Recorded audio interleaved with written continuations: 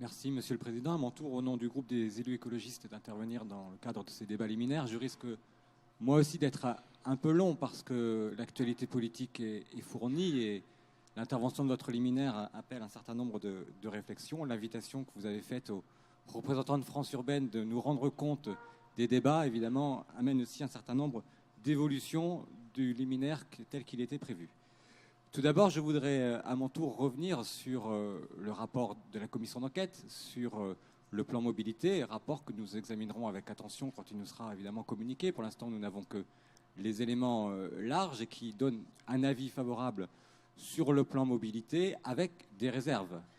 Des réserves qui sont notamment à prendre en compte sur les modes actifs. Comme nous l'avions dit dans le cadre du débat, nous considérons que ce plan mobilité, sur ce volet en particulier, est largement insuffisant ou imprécis sur la manière dont la collectivité s'engage à développer les modes actifs à l'échelle de la métropole ou de l'aire urbaine et à faire varier ces modes de déplacement qui sont largement des déplacements qui favorisent le véhicule automobile. Nous regarderons donc ces réserves, mais nous ne nous étonnons pas de l'avis favorable qui est rendu, car un projet à l'horizon 2030 et un projet qui promet un investissement à 3,8 milliards d'euros ne pouvait recevoir autre chose qu'un avis favorable, tant la promesse d'investissement est importante. Mais là-dessus, Monsieur le Président, je m'étonne un peu d'une contradiction apparente dans votre liminaire, quand vous avez évoqué en première partie l'avis des commissaires enquêteurs sur le plan mobilité, et dans une seconde partie, votre satisfaction des arbitrages qui sont sur le point d'être rendus par le gouvernement sur l'encadrement des dépenses des collectivités locales. Parce qu'il ne vous a pas échappé que ces 3,8 milliards d'euros, si nous voulons vraiment réaliser ce plan mobilité, il faudra des ressources importantes mobilisées au niveau des collectivités locales, et la nôtre en premier lieu, la métropole. Parce que 3,8 milliards d'euros, ça nécessite que Tisséo s'endette à plus de 3 milliards d'euros dans les années à venir. Et ça nécessite que notre collectivité augmente la contribution au sein de Tisséo d'une manière considérable. Aujourd'hui, je crois que nous versons 100 millions d'euros par an sur nos dépenses de fonctionnement au niveau de Tisséo. Eh bien, pour le plan de financement du plan mobilité, nous devrons porter cet effort à 180, 190 millions d'euros par an. C'est une augmentation de 80% sur cette phase.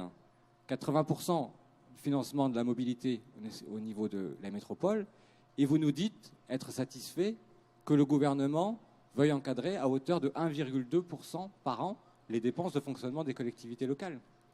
Alors certes, si on ramène au budget global de fonctionnement de la collectivité locale, nous ne sommes pas à 80%, mais quand même à 10%, à peu près de 10% de nos dépenses de fonctionnement.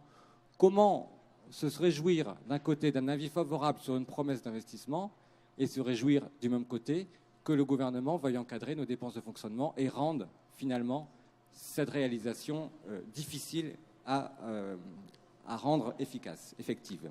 Je vous donnerai une information que vous n'avez pas là-dessus. Ah, mais je vous en remercie par avance, Monsieur le Président. Mais le rapport qui nous a été fait par le président de France Urbaine est par ailleurs intéressant. J'ai vu, j'ai noté un nombre de reprises auxquelles vous êtes réjoui des évolutions de la position gouvernementale et du gouvernement Macron. J'ai noté la manière dont vous déplorez le positionnement d'autres associations d'élus.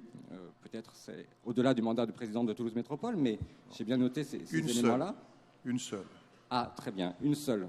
Oui, il faut bien écouter ce que je dis si vous voulez faire L'Association des maires de France, j'ai bien entendu. J'ai très bien écouté. Et là-dessus, j'ai l'impression de voir un spectacle qui se répète avec une certaine mise en scène, un numéro de tango que vous semblez apprécier avec le gouvernement, ou en tout cas avec Édouard Philippe, où nous commençons les histoires en disant mais c'est insupportable. La proposition qui nous est faite de plafonner les dépenses est insupportable. Nous allons nous battre. La proposition qui nous est faite de réformer le financement du logement social est insupportable. Nous allons nous battre. Et à chaque fois, vous nous dites, finalement, j'ai rencontré le président jupitérien, je lui ai fait savoir que nous n'étions absolument pas d'accord, nous refusons sa proposition de nous couper la tête. Monsieur le bourreau, s'il vous plaît, attendez une minute qu'on discute. Le bourreau vous dit, bon, finalement, on va peut-être pas vous couper la tête, on va vous couper le bras. Et vous dites, notez l'évolution de la position du gouvernement.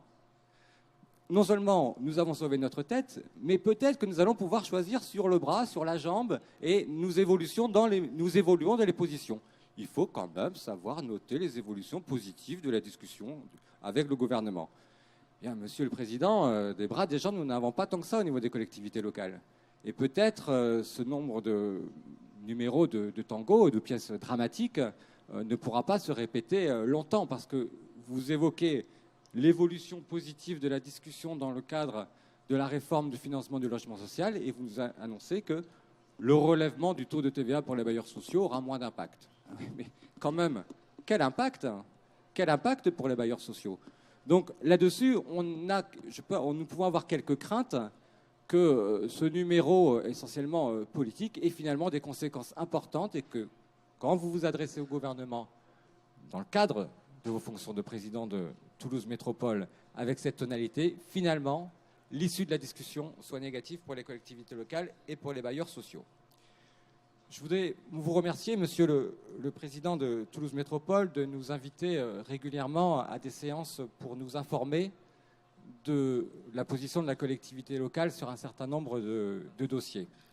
Parce que vous avez commenté un certain nombre de discussions, parfois favorablement, parfois défavorablement avec d'autres collectivités locales. Et en somme, dans votre liminaire, vous nous informez de la position de la collectivité locale, sans qu'une seule commission ne se soit réunie pour débattre des questions que vous avez évoquées sur les dossiers culturels notamment, et sans qu'il y ait eu une délibération de l'Assemblée.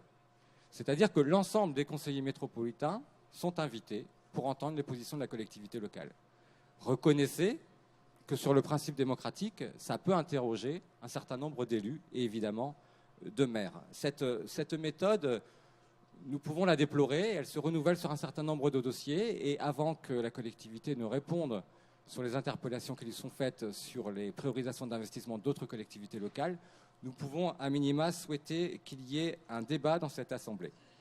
Il y a là-dessus une question démocratique qui nous semble importante pour que la légitimité de la métropole soit reconnue et que le mandat que les électeurs ont donné soit pleinement assumé.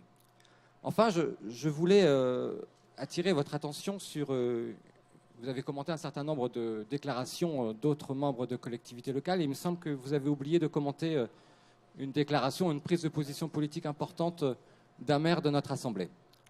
Il y a quelque temps, le maire de Toulouse, je crois que c'était pas plus tard que la semaine dernière, s'est prononcé assez fortement sur la question du grand contournement routier. Vous n'avez pas commenté cette décision aujourd'hui dans votre liminaire. C'est dommage, parce qu'il me semble que cette position du maire de Toulouse concerne et impacte largement l'Assemblée métropolitaine, parce que le grand contournement routier, que je sache, ne passera pas sur le territoire de la ville de Toulouse. Par contre, il est fort probable qu'il passe sur le territoire de ville de la métropole ou à proximité, le territoire de ville de la métropole.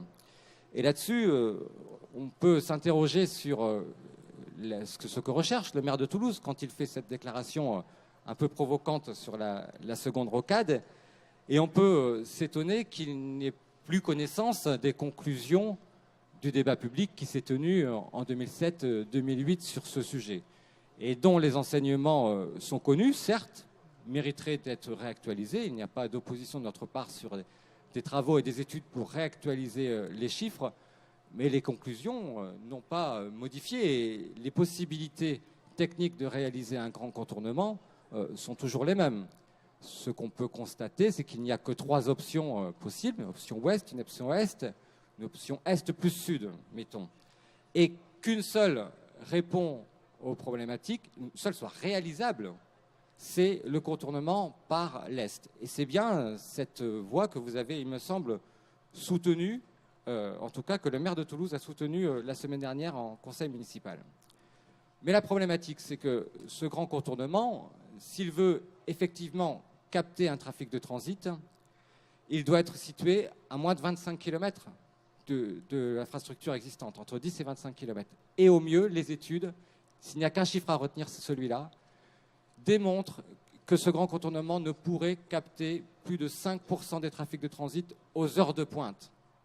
Parce que par ce discours du maire de Toulouse, qui n'est pas un discours pour le grand contournement, mais peut-être une posture de grande diversion, en vérité, sur les problématiques de mobilité, nous voyons bien qu'il y a là la volonté de répondre à l'exaspération d'un certain nombre d'habitants de la métropole sur la problématique de la circulation aux heures de pointe. Eh bien, monsieur le président de Toulouse Métropole, nous vous invitons à vous adresser au maire de Toulouse, si vous avez l'occasion de le rencontrer, parfois, pour lui faire part de notre inquiétude sur le souhait de réactualiser un propos comme celui-là, et avec, évidemment, le lien avec la pollution atmosphérique, car ce projet ne répond en rien à notre souhait de diminuer la pollution atmosphérique sur l'agglomération, situation intolérable sanitaire pour l'ensemble des habitants de la métropole, sur laquelle il faut apporter des réponses efficaces, et nous ne pensons pas qu'une grande diversion puisse être effective sur ce sujet.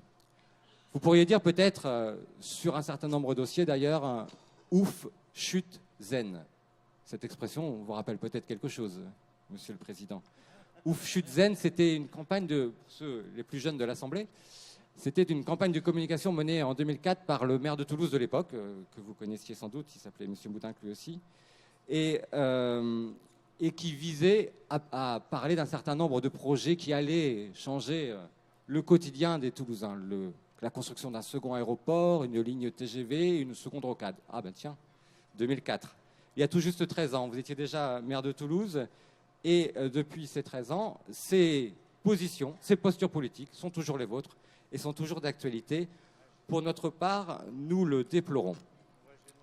Rapidement, je voudrais déplorer une autre position que vous avez prise au nom de notre Assemblée et qui pose problème sur la question de la LGV ou du grand projet Sud-Ouest, et que vous n'avez pas évoqué d'ailleurs aujourd'hui dans votre liminaire. Et pourtant, la ministre, mercredi soir, a très clairement au micro de France Inter, fait connaître sa position sur la nécessité de phaser le grand projet Sud-Ouest. À cette proposition de phasage, vous répondez par courrier: les projets du grand projet Sud-Ouest sont indissociables. Cela signifie que les projets aménagement ferroviaire du Nord toulousain, selon vous, doivent être liés au destin de la ligne à grande vitesse. Eh bien, Monsieur le Président, je voudrais vous inviter, avant que la collectivité se prononce sur une telle hypothèse, à écouter la parole de l'ensemble des maires et de l'ensemble des élus de cette Assemblée. Cette position LGV ou rien a des conséquences dramatiques pour notre territoire, parce que la possibilité de la disparition de cet investissement sur les aménagements ferroviaires du Nord toulousain aurait des conséquences dramatiques pour l'ensemble des territoires du Nord toulousain et même plus largement sur les habitants de la métropole. Donc là-dessus, nous vous invitons à une position plus démocratique et à mener un débat dans l'Assemblée avant de répondre à la proposition possible du gouvernement sur la dissociation des deux projets. Et enfin, excusez-moi de vous déranger en fin de liminaire en voulant vous interpeller sur une question très secondaire. Question très secondaire. C'est ainsi que vous avez qualifié le dossier sur la gestion de l'eau à l'échelle de la métropole. Selon vous, c'est une question très secondaire de savoir si nous allons passer en régie publique ou si nous allons mener l'ensemble des communes du territoire dans une concession de service public. Eh bien, écoutez, Monsieur le Président, ne vous en déplaise, nous ne considérons pas ce dossier comme une question très secondaire. Au contraire, nous considérons que c'est une question démocratique fondamentale. La gestion de l'eau, évidemment, en tant que bien commun, mais la question de l'association des citoyens à ce type de débat qui engage la collectivité. Je ne reviens pas sur les propos de Marc Perret qui a bien décliné les enjeux là-dessus. Donc nous demandons à notre tour que cette question très secondaire devienne une question fondamentale et engage la collectivité locale dans son dialogue avec les citoyens, et que le dossier de consultation soit rendu public, car c'est possible, selon nous, c'est possible, et c'est même le devoir de notre Assemblée. Et nous demandons qu'un débat citoyen contradictoire soit organisée. Nos citoyens ont le droit de savoir ce que la collectivité va dire sur ce sujet-là. Selon vos déclarations, vous n'avez pas d'a priori. Vous dites, régie publique, délégation de service public, je n'ai pas d'a priori, nous sommes prêts à discuter de tout. Alors, discutons-en avec des experts de manière publique. Quels sont les avantages et inconvénients d'une régie publique? Quels sont les avantages et inconvénients d'une délégation de service public? Selon nous, les conclusions du débat, nous les aurons assez facilement devant nous, car nous sommes convaincus qu'une régie publique est une bonne solution pour notre collectivité locale, mais nous vous demandons de tenir vos engagements, de ne pas avoir d'a priori et de mener ce débat publiquement dans un débat contradictoire. Je vous remercie.